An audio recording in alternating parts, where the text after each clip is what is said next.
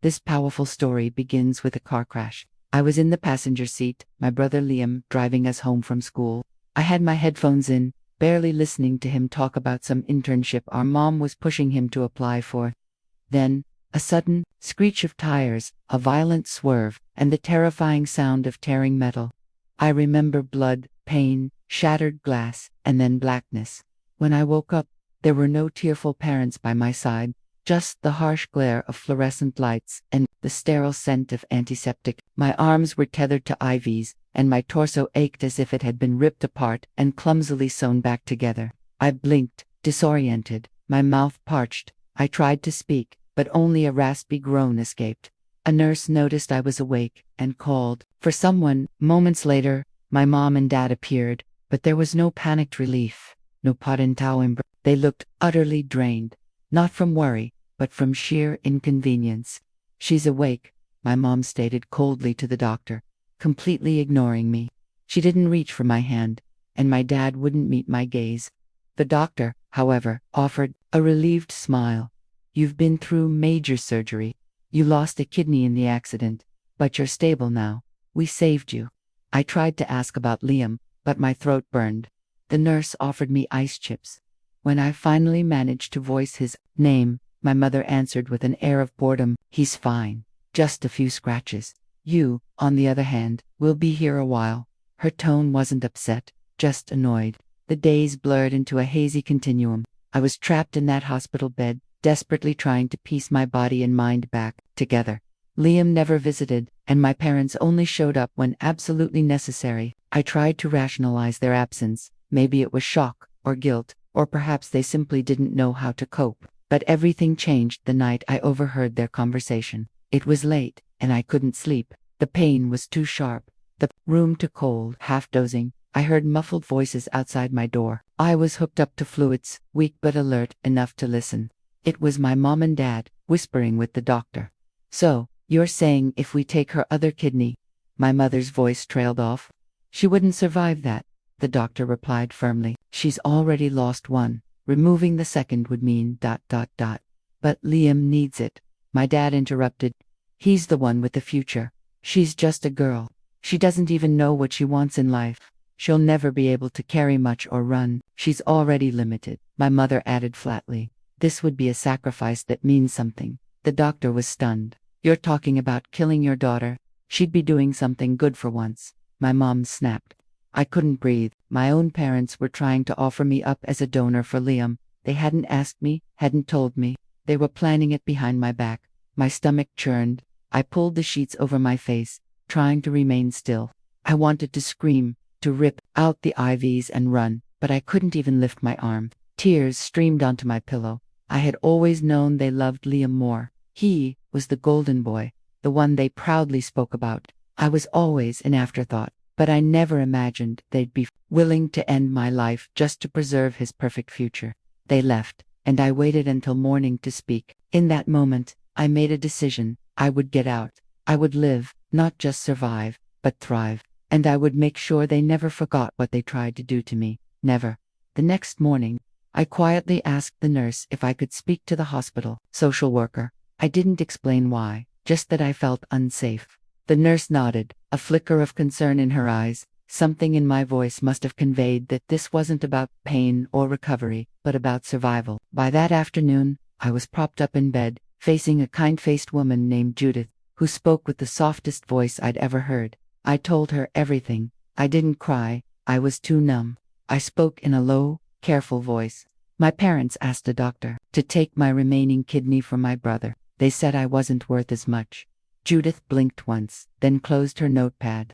That was all I needed to say. That day changed everything. I didn't see my parents for a week.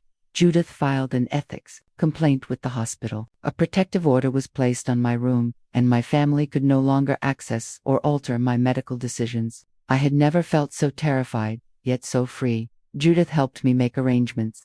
I was only a few months shy of 18, but with a judge's permission and the hospital's audio recordings of that conversation, I was granted temporary legal separation from my parents. They couldn't touch me, not legally, not physically. When my parents found out, they erupted in rage. They stormed into the hospital waiting room, demanding access. Security escorted them out.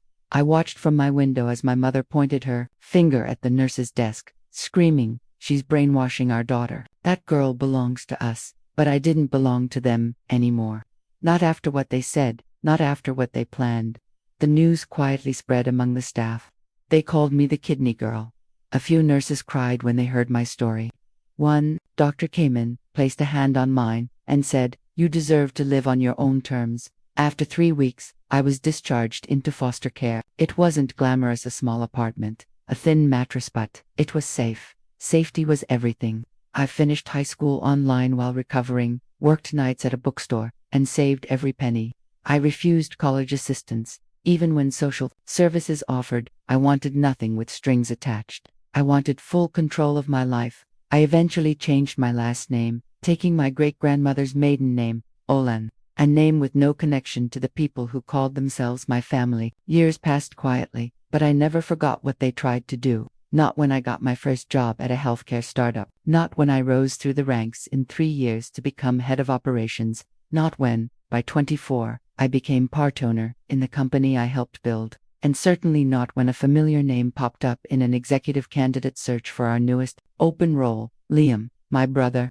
I stared at the resume as if it were a ghost. He had no idea. He had no idea I was still alive or thriving. He thought I'd disappeared into some system, that I'd withered away, voiceless. Maybe he even believed I'd died, that Mom and Dad got what they wanted, but I hadn't died. I'd just been quietly building the future they never believed I could have. And now, I was going to be the one holding his fate. I invited him for an interview. He accepted. He didn't recognize my name on the invitation. Of course not. And he certainly didn't expect to walk into the executive boardroom and find me sitting at the head of the table, looking straight into his eyes. His mouth dropped open. "You," he stammered. "You're alive." I smiled. Alive, healthy, and no longer yours to silence. Liam didn't know where to look. His eyes darted from the marble floor to the gold-trimmed glass wall behind me, to the framed awards I'd earned. But they always returned to my face, my calm expression, my strength, the strength they never believed I could have. You're the coup," he repeated, his voice cracking. I leaned forward, fingers laced. "Yes, of the company you're begging to join. The one you sent a resume to without doing a background check." He tried to smile. "Look, I was just just following opportunities. I didn't know you didn't know I'd survive," I asked, "or that I'd become more than a donor on a hospital bed." Liam opened his mouth, then closed it. No words. "I read your resume," I continued, tapping it with one manicured finger. "Your grades are average. Your experience is thin. But the entitlement, that's fully intact." He swallowed hard. "Listen, I didn't know what Mom and Dad said. I wasn't part of. They came to the hospital and told a doctor to take my organ without asking me," I said, my voice rising now.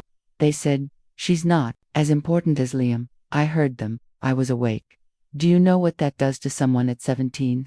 He looked down. "Tell me, Liam, how does it feel to interview for a job owned by the girl you thought would vanish, who you thought was disposable?" "Please," he whispered, "I need this job.